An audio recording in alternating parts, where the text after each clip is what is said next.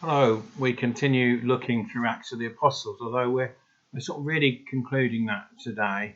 When we look at Acts chapter 15 and really two sources of disagreement and how they were dealt with. And the first one was quite a major source of disagreement, really, in that what was to happen to Gentile converts. We've learned in recent weeks how Gentiles were accepted, that the message of the gospel, the message of Jesus, could be shared with Gentiles. Peter had that wonderful vision when he sort of then was to meet Cornelius, the Roman centurion. That Paul was going out and sharing the message among Gentiles.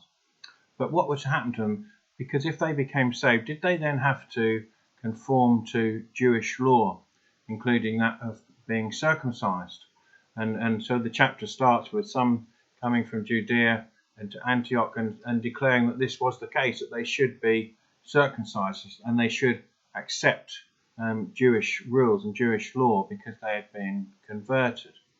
But then there was a meeting held, a council held in Jerusalem, and Peter and Paul and James, the brother of Jesus, they all sort of shared their thoughts on this, and they came to the conclusion that really there should be no such requirement placed upon these new converts. Why should they have to have this yoke placed upon them?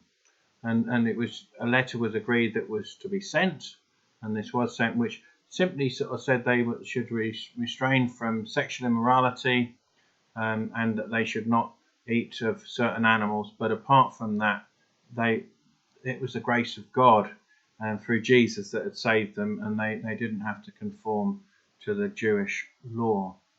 And so that was quite interesting, really. They were able to resolve this major issue, this doctrinal issue, which was a key one, and they were able to resolve that amicably and together.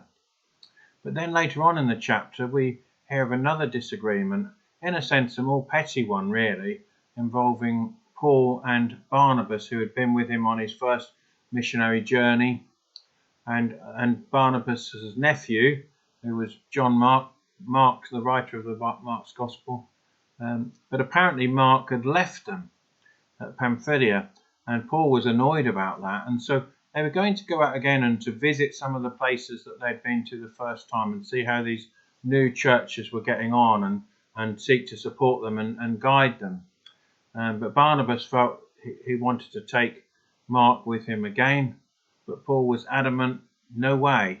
He'd let him down before, and he wasn't going to let him down again, sort of thing. We don't know the details of it, but clearly, and Luke, who wrote Acts of the Apostles, says they had a sharp disagreement. And I was thinking about this. The church over the years has been riddled with disagreements and divisions. And in fact, the fact that we have so many different denominations today sort of shows this, doesn't it, really? The Anglican Church, which sort of developed after the Reformation from the Roman Catholic Church and took a different course. And then you had the non-conformist churches, such as the Methodist Church. And of course, the Salvation Army itself is really a derivation from the Methodist Church, because William Booth was a Methodist lay preacher. And within churches themselves, there are also those who fall out and disagree and leave and go and join another church. The sad thing is, and I wonder this, what happens when we get to heaven? I mean, I recall visiting folks in the past in other corps, and I've said, why don't you, we miss you, why don't you come these days? And I've given the answer, while so-and-so is in that corps, I will not set foot over the threshold. Not really the right attitude at all, is it? And the thought that strikes me is, what happens when we get to heaven?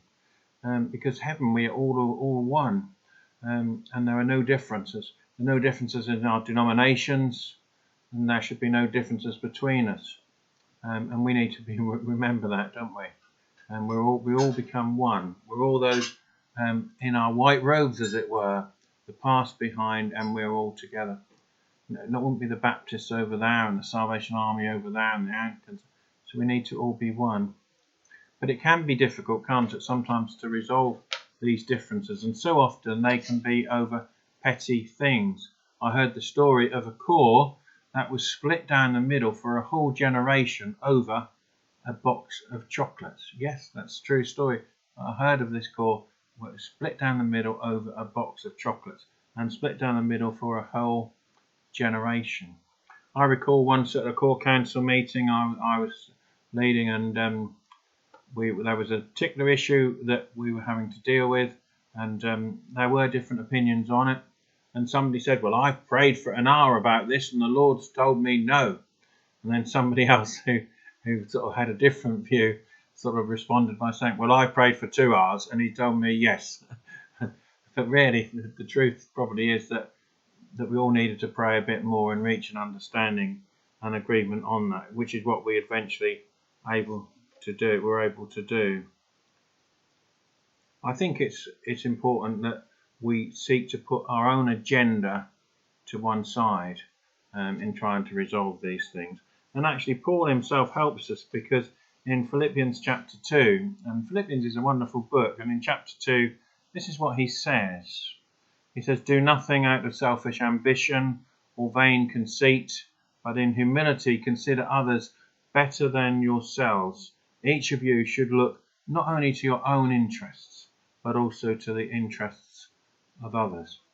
And that's really good guidance, isn't it, for us when we seek to find a way to resolve disagreements and conflicts that can arise. But I think one song expresses this very well for me as well. There's that lovely song, Make Me a Channel of Your Peace. And in the chorus, it says these words. It says, O Master, grant that I may never seek so much to be consoled as to console, to be understood as to understand, to be loved as to love with all my soul. If only we could seek to do that a little bit more, to see things from the other person's perspective, to seek to understand rather than be understood.